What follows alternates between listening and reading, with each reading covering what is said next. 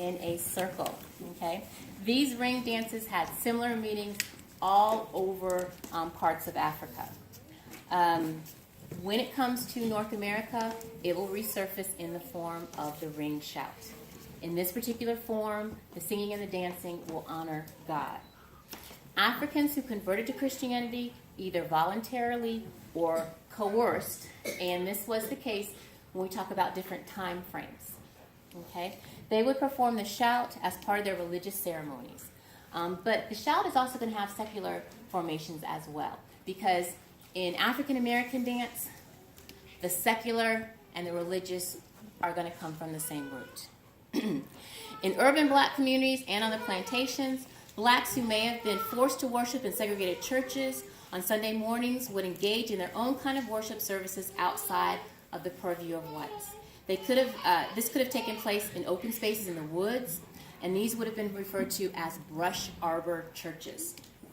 Protestant sensibility regarded dance as sinful.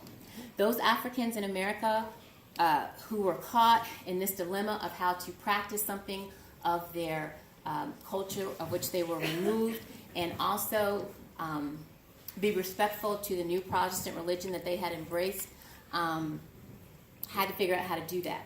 And the dividing line was whether or not your feet crossed. Okay? So, if you crossed your feet, you were dancing. If you didn't cross your feet, you were not dancing. And that's why the ring shout, you're going to see a shuffling, guiding movement of the feet. Now, no more drums, okay? So they're outlawed. But you need some accompaniment. So you would have hands clapping, feet stamping, and the like to beat out the rhythm, okay?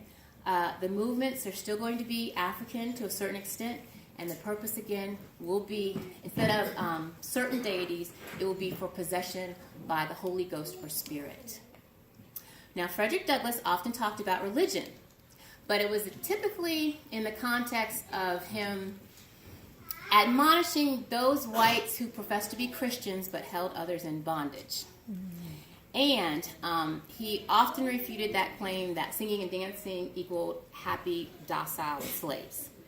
And he said, the songs of the slave represent the sorrows of his heart, and he is relieved by them only as an aching heart is relieved by tears. At least such is my experience. I have often sung to drown my sorrows, but seldom to express my happiness. So now we're going to do a form of the ring shout for you.